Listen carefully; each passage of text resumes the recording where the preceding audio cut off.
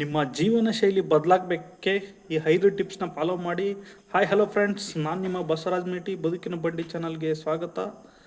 ಯಾವ 5 ಟಿಪ್ಸ್ಗಳು ನಿಮ್ಮ ಜೀವನ ಶೈಲಿಯನ್ನು ಬದಲಾಯಿಸ್ತವೆ ಅಂದರೆ, ಮೊದಲನೇದು ಬೆಳಗಿನ ದಿನಚರಿ, ಎರಡನೇದು ಸಮಯ ನಿರ್ವಹಣೆ, ಮೂರನೇದು ಆರೋಗ್ಯಕರ ಆಹಾರ, ನಾಲ್ಕನೇದು ನಿರಂತರ ಕಲಿಕೆ, ಐದನೇದು ಸೋಷಿಯಲ್ ಮೀಡಿಯಾ ನಿಯಂತ್ರಣ. ಪ್ರತಿಯೊಂದನ್ನು ಒಂದೊಂದಾಗಿ ನೋಡ್ತಾ ಹೋಗೋಣ.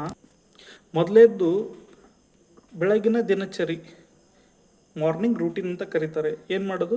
ಪ್ರತಿದಿನ ಬೇಗ ಹೇಳುವುದು, ಎದ್ದು ಎಕ್ಸಸೈಸ್ ಮಾಡೋದು, ಧ್ಯಾನ ಮಾಡೋದು, ವ್ಯಾಯಾಮ ಮಾಡೋದು, ಮತ್ತು ಒಂದು ಪಟ್ಟಿ ಮಾಡಬೇಕು. ಏನೇನು ಮಾಡಬೇಕು ಈ ದಿನದ ಲಿಸ್ಟ್, ಟು ಡೂ ಲಿಸ್ಟ್ ಅಂತ ಪಟ್ಟಿ ಮಾಡಬೇಕು.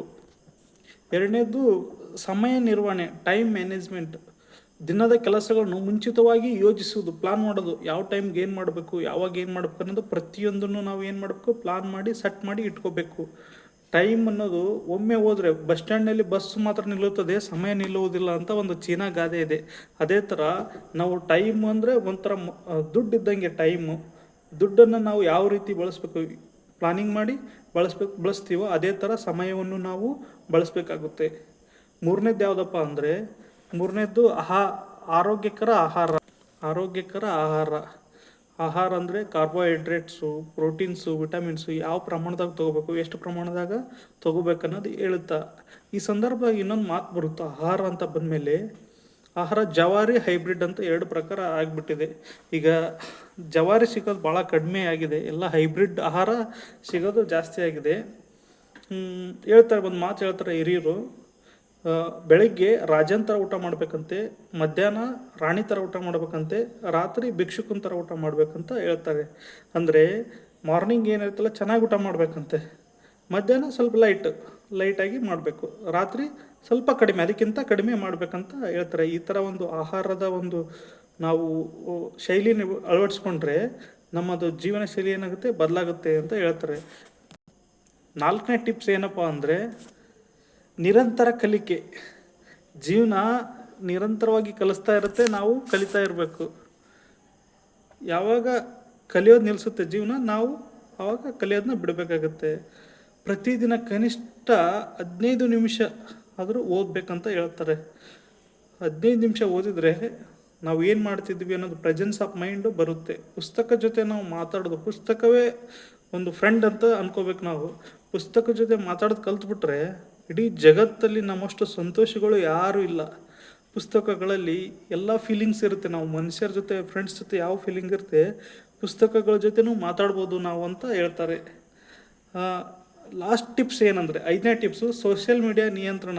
ಈಗ ಮೊಬೈಲ್ ಬಂದು ಏನಾಗಿದೆ ಅಂದರೆ, ಟೈಮ್ ಹೇಗೆ ಹೋಗುತ್ತೆ ಅನ್ನೋದೇ ಗೊತ್ತಾಗ್ತಾ ಇಲ್ಲ ನಮಗೆ.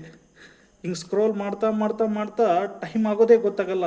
ನಾವು ಸ್ಕ್ರೋಲ್ ಮಾಡ್ದಂಗೆ ಅವು ರೀಲ್ಸ್ ಹಂಗೆ ಬರ್ತಾ ಇರ್ತಾವೆ, ರಿಲೇಟೆಡ್ ರೀಲ್ಸ್. ನಾವು ಯಾವ್ದು ರೀಲ್ ನೋಡ್ತೀವಲ್ಲ ಅದಕ್ಕೆ ರಿಲೇಟೆಡ್ಡೇ ಹಿಂದೆ ಬರ್ತಾ ಇರ್ತವೆ. ನಾವು ಹಂಗೆ ಸ್ಕ್ರೋಲ್ ಮಾಡ್ತಾ ಇರ್ತೀವಿ, ಟೈಮ್ ಹೋಗ್ತಾ ಇರುತ್ತೆ, ನಮ್ಗೆ ಗೊತ್ತೇ ಆಗಲ್ಲ. ಪ್ರೆಸೆಂಟು ಇವತ್ತಿನ ಕಾಲದ ಮೇನ್ ಡಿಸ್ಟ್ರಾಕ್ಷನ್ ಏನಪ್ಪ ಅಂದರೆ, ಮೊಬೈಲೇ ಭಾಳ ಡಿಸ್ಟ್ರಾಕ್ಷನ್. ಮೊಬೈಲಲ್ಲಿ ಬರೋ ಸೋಷಿಯಲ್ ಮೀಡಿಯಾ ಆ್ಯಪ್ಸ್, ಇನ್ಸ್ಟಾಗ್ರಾಮ್ ಇರ್ಬೋದು, ವಾಟ್ಸಪ್, ಟೆಲಿಗ್ರಾಮ್, ಸ್ನ್ಯಾಪ್, ಯೂಟ್ಯೂಬ್, ಇವೆಲ್ಲ ಏನು ಮಾಡ್ತೇವೆ ಅಂದರೆ ನಮ್ಮ ಟೈಮನ್ನ ತಿಂದುಬಿಡ್ತವೆ ಇವು.